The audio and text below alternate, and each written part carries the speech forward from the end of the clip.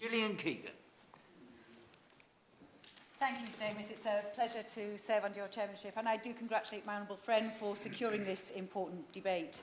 Access to a high-quality, fulfilling education shouldn't be based on geography. Children don't check where they live when they grow up. It should never be a barrier for them fulfilling all of their ambitions. The government have taken important steps to level the playing field with the national funding formula, and I recognise this. It moves us towards rebalancing some of the disparities in the old system, moving away from over 100 different funding models across the country, which meant there was little fairness and no transparency whatsoever. The national funding formula allocates an increase in funding for every pupil in 2018-19, and for the historically underfunded schools like those in West Sussex, increases could not have come sooner. The changes to the funding model will ensure funding is provided in a more balanced way across the country, not least because for the first time the money schools receive is comparable across counties and local authorities. But a key challenge for rural schools, both in West Sussex and across the country, is pupil numbers. This is a more precarious funding model for rural small schools, as there can be significant annual variation in the number of children who are coming into each year. And some schools have got very worried when just one family is moving from the area, as they rely on every single child for additional income. And for the most isolated schools, yes, I'm happy to give way.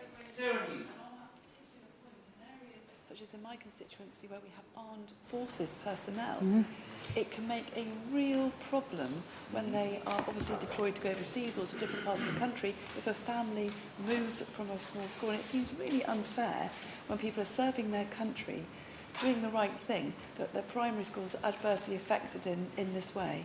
That's a very good point, and I hadn't thought about that, but of course if you're in that kind of area it will have a massive impact as those children move from place to place. But for most isolated schools, I'm aware that the new funding formula does have a sparsity factor that aims to provide some funding certainties in rural schools, but as my honourable friend referred, very few schools actually qualify for this. It doesn't cover the financial needs of these schools. The fixed sum for primary schools in West Sussex has dropped from £150,000 to £110,000. So each rural primary school needs to find more than 12 new pupils to keep the same level of funding that they had. And this is incredibly difficult because you can't get 12 new pupils from these areas. And the challenge is on top of the fact that Chichester and the district is the 5th lowest funded local authority for primary and the 6th lowest funded for secondary.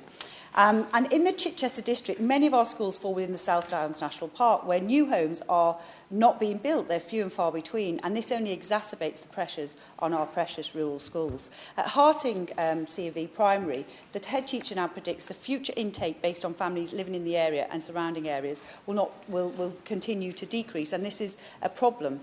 It's my understanding that many rural small schools are now taking on a greater quantity of children with special educational needs and complex behavioural issues who have often been excluded from other schools, and they're doing this to bolster numbers because each child brings with it a pocket of funding. Whilst this allows schools to keep their doors open, this funding doesn't cover the subsequent additional support that these schools need from teaching assistants. And I recognise that funding for special educational needs has risen from £5 billion in 2013 to £6.3 billion this year. However, schools are still facing challenges addressing the rising levels of special educational need demand. And even more so in West Sussex, where we have well above the national average, with 13.5% of all pupils recorded as needing SEND support, compared with the national average of 11.6%. And the challenge becomes clear when you look through the school budgets, as I have. Currently, most are spending more than 80% of their budgets on teachers and staff. And this presents a real challenge, as there is very little left for essentials, pencils, books and digital equipment. All of these are my local schools are finding other funding streams to survive. Loxford Primary, for example, has a weekly cake raffle to raise money for iPads. The school also has a wish list website where local businesses, friends and parents of the school donate items towards the school. And I checked the other day on the website and I saw everything there from a paper guillotine to paintbrushes and books. The school have also just crowdfunded 15 laptops thanks to the generosity of a local charity, the PTA and the parish council. So all of their work is inspiring, but it shouldn't be necessary. Schools like Loxford are the beating heart of their communities, and the teacher's role should be to educate the next generation, not spend all their time fundraising. My constituency is packed with fantastic schools and dedicated teachers and parents who go above and beyond for their schools and the students. They are maintaining exceptional standards despite the pressure they face. In advance of the upcoming spending review, I would encourage the Department for Education to continue to engage closely with the schools and local authorities to develop a deeper understanding of the pressure these particular schools face and consider what is the right level of income to maintain the excellent standards that we have. As has been mentioned, these schools are the beating heart of communities up and down the country. They offer the very best education to young children, but also they're the centre of all kinds of community activities, and they ensure that our precious village life is maintained and continues. Thank you.